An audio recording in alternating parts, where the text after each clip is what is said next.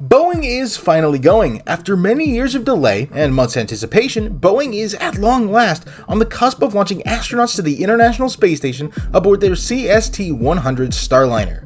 The upcoming launch will see astronauts Sunita Williams and Barry Wilmore ride atop ULA's historic Atlas V rocket all the way to space for the first of many planned missions with the new spacecraft. Yet surprisingly, despite this launch being right around the corner, many people seem to be relatively in the dark about this brand new spaceship, with a lot of people not quite understanding why we actually need it in the first place, and others straight up denying that we needed it at all. So today we will be taking an in-depth look at the history and the future of Boeing's newest spacecraft and discussing the many criticisms that have come with it. This is Boeing's CST-100 Starliner.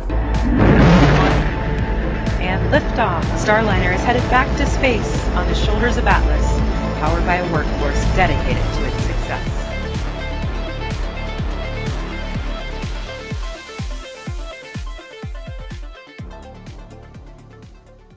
As with most modern-day spaceflight programs, the origin of Boeing's Starliner can be found at the end of NASA's Space Shuttle program. The Space Shuttle was NASA's workhorse rocket for nearly 30 years, a vehicle like no other, capable of flying astronauts and cargo over and over again for many years. But, as with all things, the Space Shuttle couldn't last forever, and eventually the time came to discuss what was going to come after the Space Shuttle. The initial program that was first proposed to succeed the Space Shuttle program was the Constellation program. I've already made a couple of videos that talk about this program, so I won't be going into too much depth here. But for a quick rundown, Constellation was a proposal to reuse many Space Shuttle components to build two rockets capable of servicing the International Space Station's needs, as well as sending humans out into deep space with the Ares 1 and Ares 5 rockets, as well as the Orion spacecraft. But very long story short, the program did not go far, and after just a single Ares 1X launch, the Obama administration cancelled the Constellation program. This state of affairs was a very dangerous one, as the United States not having a human spaceflight capability at all would be a massive blow to the nation, and would force the US to rely on foreign launch vehicles to take its astronauts into space. To address this, the Obama administration advocated for a commercial program based off the success the COTS program had already seen. However, the Congress of the United States did not want to relinquish the human spaceflight program over to commercial companies. So, to satisfy both sides, the NASA Authorization Act of 2010 instructed NASA to start two new programs. The first of which being a Space Launch System program that would be built to carry the already incredibly far along Orion spacecraft to the moon for deep space missions and would be owned and operated entirely by NASA and the US government. The second program was to be a commercial crew program. This program would provide private companies with the funds to develop their own in-house spacecraft that would then be owned and operated entirely by said private companies, to which NASA, and by extension the US government, would simply be customers to these companies once their vehicles were built. This is where the story of Starliner begins. But before we can actually talk about the spacecraft itself, we need to understand how it got selected in the first place. This takes us back to the NASA Authorization Act of 2010, which contained within it a $1.3 billion expansion across 3 years for the already existing Commercial Crew Development Program, otherwise known as CCDEV. But it wouldn't be until CCDEV 2 that proposals for commercial vehicles would be entertained for the new program. CCDEV 2 would go on to allocate money to 4 different contenders, those being Blue Origin, getting $22 million for their biconic nose cone spacecraft design, SpaceX getting $75 million for their Dragon 2 spacecraft, Sierra Nevada Company getting $80 million for their Dream Chaser spaceplane, and lastly Boeing receiving $90 million for their CST-100 Starliner. Of these contenders, Blue Origin would go on to drop out before the third round, opting to have founder Jeff Bezos internally fund their future endeavors. The third round of funding, known as Commercial Crew Integrated Capabilities, or CCI-CAP for short, would go on to allocate $212.5 million to Sierra Nevada, $440 million to SpaceX, and $460 million to Boeing. After this, additional funding and contracts would be awarded up to the final phase of the CCDEV program, that being Commercial Crew Transportation Capability, and it was here that NASA would make the final call on who would end up flying astronauts to the ISS. And on September 16, 2014, it was announced that SpaceX's Dragon 2 and Boeing's CST-100 Starliner spacecrafts would be the sole winners, with the two companies receiving $2.6 and $4.2 billion respectively, while Sierra Nevada's Dream Chaser ended up not being selected at all. NASA would proceed into this new commercial crew program with just 2 spacecraft, each chosen for a different reason. Dragon was chosen due to the robust technology that SpaceX had already demonstrated with their Dragon 1 capsule for the COTS program, having flown to and from the space station many times, each returning the capsule successfully. This experience with a cargo capsule gave SpaceX a significant edge in the selection process, though NASA did note that translating from cargo to crew may still end up being quite difficult. Boeing, by contrast, did not have an already flying capsule at the start as SpaceX did, but was instead chosen due to their extensive experience in the spaceflight industry already, as Boeing had been previously contracted by NASA for vehicles such as the Saturn V first stage and had even developed their own rockets such as the Delta IV. Additionally, while it was not a capsule, the Boeing X-37B spaceplane had already flown successfully to and from space 3 times by the time the Starliner selection had been made, demonstrating Boeing's competence in spacecraft development and operation. With the selections made, it was time for SpaceX, and more importantly as to the topic of this video, Boeing, to actually build these new spacecraft. But what exactly would Boeing's new spacecraft even look like? And more importantly, how would it function? To answer these questions, let's take a moment to look at the spacecraft itself. The CST-100 Starliner does, on the outset, resemble traditional capsules like Apollo, though is much larger to accommodate more astronauts. As designed, Starliner is currently the second widest capsule ever designed, coming in at 15 feet across, making it much wider than Apollo or Dragon, both of which are approximately 12 feet across, while still slightly smaller than Orion, coming in at 16 feet across. Another difference between Starliner and NASA capsules such as Apollo and Orion is that Starliner doesn't feature a prominent abort tower, with instead the top of the capsule being covered by a small rounded fairing.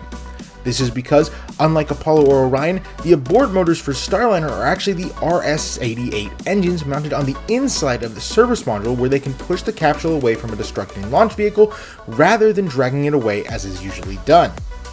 Additionally, Starliner is designed to land quite differently from other capsules as well.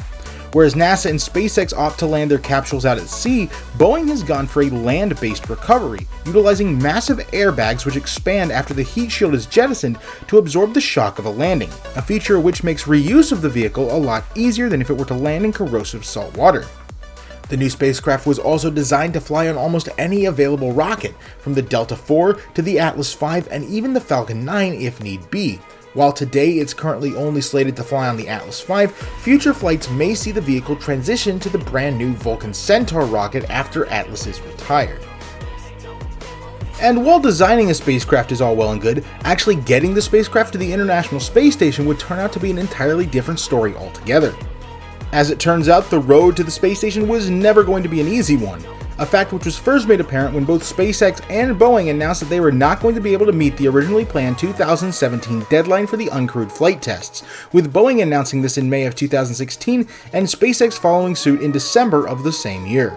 The reason for this slip, per Boeing, was to allow more time to reduce the overall mass of the spacecraft as well as address some new aerodynamic issues related to launch. However, while minor, this was to be just the first of many delays to the initial planned launch date for both Boeing and SpaceX. And as it turned out, neither Starliner nor Dragon would end up seeing an orbital flight of any kind until the year 2019, constituting a 2-year delay from the original 2017 planned launch date. In the end, SpaceX would end up beating Boeing to orbit with a successful launch of their uncrewed Dragon 2 capsule in March of 2019, though Starliner would not be far behind with a planned launch for sometime later that year. But before Starliner could finally see space, one more important test had to be undertaken: a pad abort test. The pad abort test was a test designed to validate the safety of the launch escape system in the event of a vehicle failure, and at 14:15 UTC on November 4th, the 4 RS-88 engines lit up and boosted the spacecraft away from the Earth at breakneck speed. Following the abort itself, the service module was jettisoned cleanly and the parachutes then deployed. But there was a problem.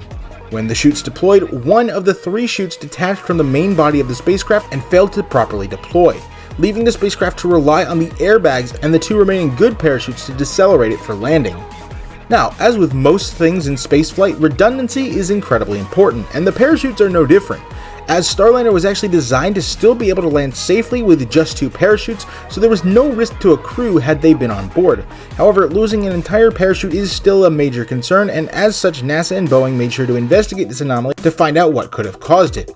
After the investigation, it was determined that the anomalous parachute was actually just human error, as a pin designed to connect the pilot chute to the main chute was simply inserted incorrectly. This meant that the subsequent orbital flight test could occur without delay in December of 2019. Up until this point, Boeing had actually been keeping good pace with SpaceX, even if they were a few months behind them with an actual launch. However, this upcoming launch would end up not going as planned. Stacking of the vehicle actually began the same day as the pad abort test, on November 4th, when the Atlas V first stage was hoisted atop of United Launch Alliance's mobile launch platform, and on November 6th and 7th, the twin GEM 63 SRBs were attached to opposite sides of the rocket. Following this, on November 8th, the Centaur upper stage was stacked on top of the rest of the rocket. However, this Centaur was a very unique one amongst Atlas V launches, as it actually featured not just one, but two RL-10 engines. The reason for this extra engine was actually to provide a higher thrust-to-weight ratio for the vehicle, which would allow for the Starliner to have a better abort scenario due to the more optimized launch profile two engines could provide.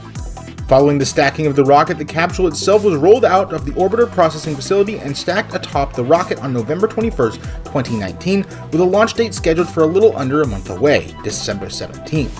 However, a combination of valve issues as well as inclement weather would end up pushing the launch date back 3 days to the 20th. And on December 20th, 2019, ULA's Atlas V rocket lit its engines and launched the Boeing CST-100 Starliner into space for the very first time. The launch of the spacecraft itself was actually flawless, as the vehicle made it all the way to orbit without any mishaps at all. However, upon reaching orbit, Starliner encountered an anomaly. 31 minutes after the launch, an error with the mission elapsed time on the clock inside of the spacecraft caused Starliner to erroneously believe that the time was different from what it actually was by 11 hours. The error itself probably wouldn't have been a major issue, however, due to intermittent space-to-ground communication issues, flight controllers were unable to fix this issue from the ground. This error then caused the spacecraft's orbital maneuvering thrusters to burn into an incorrect orbit. This mishap ended up burning too much fuel to allow the spacecraft to enter a correct orbit and proceed to a docking with the International Space Station. So the decision was made to cut the previously planned 8-day mission down to just 2 days and perform as many mission objectives as possible before returning to Earth. Additionally, on the trip back to Earth just 2 hours before re-entry, a bug was discovered in the coding that could potentially allow for the service module to recontact the capsule, bumping into its heat shield after separation. While this coding bug was fixed, it was noted that, had the MET anomaly not occurred, the discovery of this bug may have never happened. After the 2-day mission was complete, the spacecraft then successfully re-entered the Earth's atmosphere and landed at the White Sands Space Harbor in New Mexico, upon which the capsule was given an official name, that being Calypso. While the launch was flawless and the capsule did return back to Earth in one piece, the major anomalies as well as the failure to reach the International Space Station did mean that the mission was unsuccessful and that NASA would in turn start an investigation into what went wrong in order to fix the issues for the next flight. Their initial investigation in February 2020 revealed the causes for the anomalies discovered on orbit, and a safety investigation was undertaken over the next couple of months. On March 6th later that year, NASA released an update on the investigation and announced 61 corrective actions needed to address the anomalies discovered during the mission, and a few months later this number was increased to 80, with 21 of those actions pertaining to the need for more testing and simulations. As for the upcoming launch, the decision had to be made as to whether or not this launch, which was originally going to be the crew flight test, was going to proceed with astronauts on board, or instead be a repeat of the unsuccessful uncrewed flight test. It is important to note here that while the previous mission was indeed unsuccessful, that isn't exactly the whole truth, as Jim Chilton, Vice President for Boeing's Space Launch Division, estimated that the spacecraft probably achieved around 60% of the mission objectives, and that number could rise to as much as 85% once all the data from the mission had been recovered. And indeed, NASA did not require Boeing to do a repeat of the uncrewed flight test for this exact reason. However, in the end, Boeing and NASA ended up deciding that another test flight would be in their best interest, and it was decided that the next mission would be uncrewed, though this one would be paid for entirely out of Boeing's pocket due to the fixed cost nature of the contract. As for that next launch, due to the investigations and the need to implement the corrective actions, the next launch would not occur until after 2020, with a new launch date not being announced until December 9th. And that launch date announced on December 9th, 2020 would be for March of 2021. Following this announcement on January 18th, 2021, NASA announced that the software for the upcoming mission had been recertified and was mission ready. Though over the next couple of months, the launch was increasingly pushed back and back until a launch date in July was selected. Additionally, Crew Dragon Endeavour, which was docked to the Harmony forward point for its Crew 2 mission, was relocated to the Harmony Zenith point in preparation for the upcoming flight. However, despite Starliner being fully ready to take to the skies, this flight would end up getting delayed yet again, though this time of no fault of Starliner or the rocket. As it happened on July 29th, during launch preparations, a brand new module had been docked to the space station, a Russian module named Nalka. And this new module ended up having serious thruster anomalies that made docking any vehicle to the ISS incredibly dangerous. And as such, the Starliner mission was delayed again to August 3rd, while NASA and the Russian Space Agency worked out what had occurred with the module. After around an hour, ground crews had stabilized the module, allowing Starliner to roll out once again for a launch on the 3rd. Unfortunately, this launch date too would end up being delayed, as the launch attempt that day had to be scrubbed due to technical issues with Starliner's propulsion system, prompting a 24-hour recycle. However, due to valve position indications in Starliner's propulsion system, the launch would end up getting delayed further into August, prompting a return to the vehicle integration facility, and on August 13th, Boeing decided to return the capsule to the processing facility in order to gain a better understanding of what was actually going on with 13 of the spacecraft's propulsion system valves. This issue added yet another delay, pushing the launch date back even further, this time into May of 2022. This delay, however, would be the final one for the second orbital test flight of Starliner, and on May 19th, 2022, ULA's Atlas V rocket once again lofted the Boeing CST-100 Starliner into space and towards the International Space Station. There was a slight hiccup at the beginning of the mission where, during the orbital insertion burn, 2 of the 12 thrusters shut off early into the burn. However, the onboard flight computer quickly turned on 2 backup thrusters and the orbital insertion burn was completed as planned. Starliner was back in orbit, and this time the spacecraft was heading towards the International Space Station.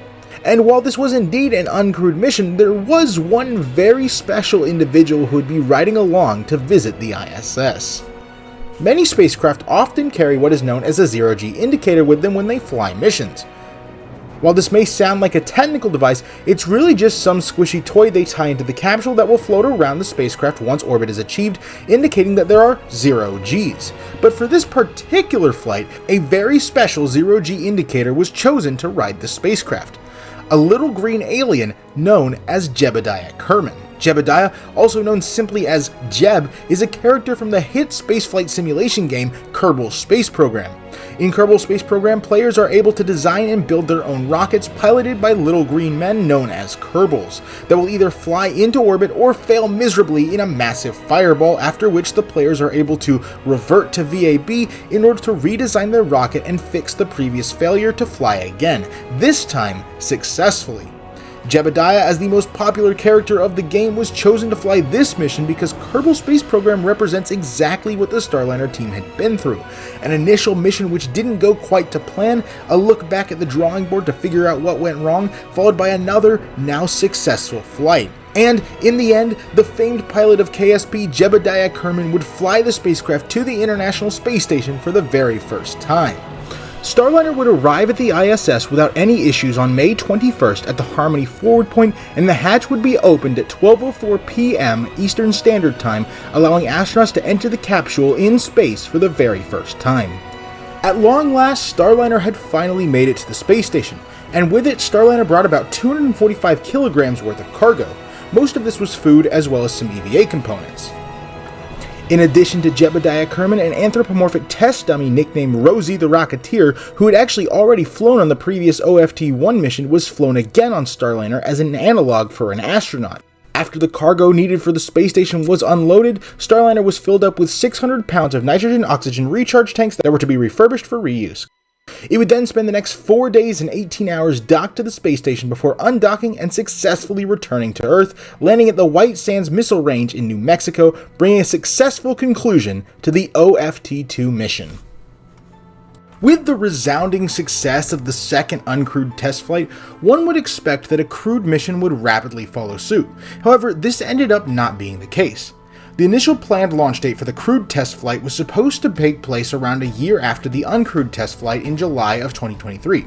While this may seem like quite a long time, it is by no means unusual, as the time between SpaceX's own uncrewed and crewed flight test was also around a year. However, July came and went without a launch, and it was announced in August of 2023 that the crewed flight of Starliner would end up getting pushed into 2024, as Boeing wanted to address issues found with the parachute soft links, which had a lower than expected load tolerance, as well as a wiring tape that turned out to be flammable.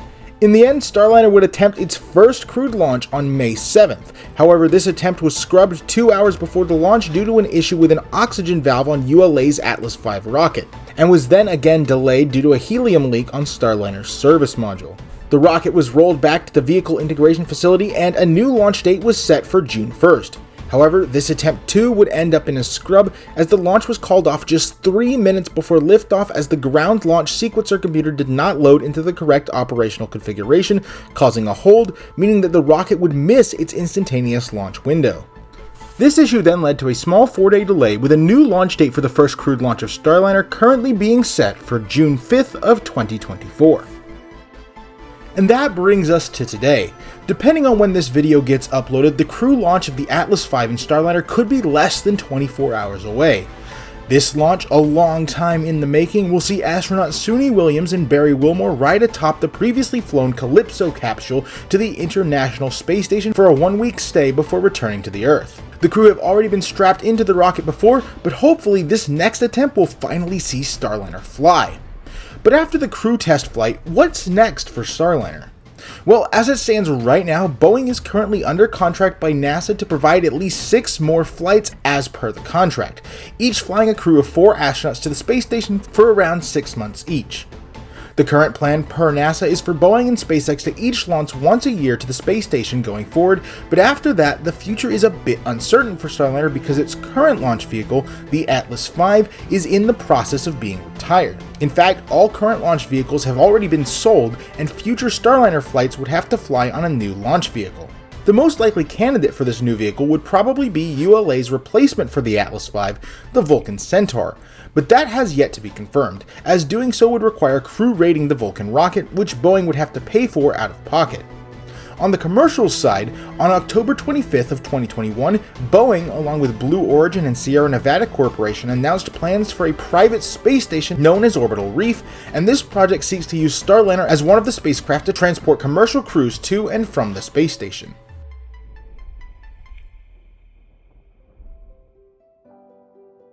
Yet, in spite of all of this, many people still wonder as to why we actually need Starliner in the first place. After all, if it costs so much and is so far behind schedule, why not just save the money and use SpaceX for it all? Well, this is really just a question of importance. What does the United States find important in its space program? And one of those things is, of course, redundancy. Just as SpaceX was able to pick up the slack and keep the United States on schedule for crewed flights while Starliner was having troubles, Boeing may one day find itself doing the same if Dragon ever experiences issues. This isn't an either-or scenario. The United States wanted 2 crewed spacecraft to take its astronauts to and from low Earth orbit, and it got both of them for an astoundingly low price, paying less than $10 billion to receive 2 operational spacecraft. And not just that, 2 of what are perhaps the best spacecraft in the whole world.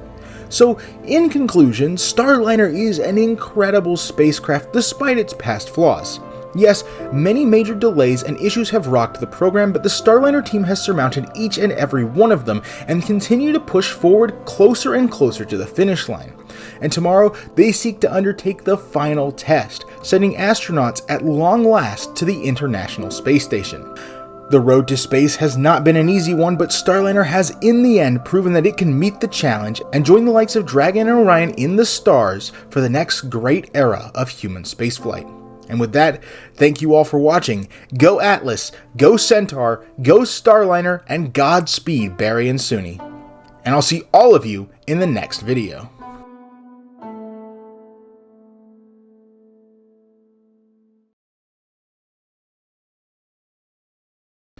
Thank you everybody for watching today's Starliner video. If you don't mind, I've been doing nothing but reading from a script for the past... Gosh, it must be like several hours by now, so I'm not going to script this. I'm just going to say it without a script. But yeah, this was my Starliner video that I said I was going to do before launch happened, and yeah, it's less than 24 hours before launch, but you know, it's still out before launch. So I hope you enjoyed that, because you know, I sort of enjoyed it. I didn't enjoy the cramming at the very end. That wasn't very fun, but yeah, this was the Starliner video. I hope you guys enjoyed it. So I'd like to thank the channel members, Felicia Vreeland and Myers, for supporting the channel. I would also, because I'm going to be uploading this on Twitter, I would like to thank my sole Twitter subscriber, if I can pull that up real quick, Andrew McCarthy. So thank you to those three for supporting the channel and the Twitter account. And with that, I think I'm done here. I will see all of you guys in the next video, whatever that may be. Have a great one. Bye-bye.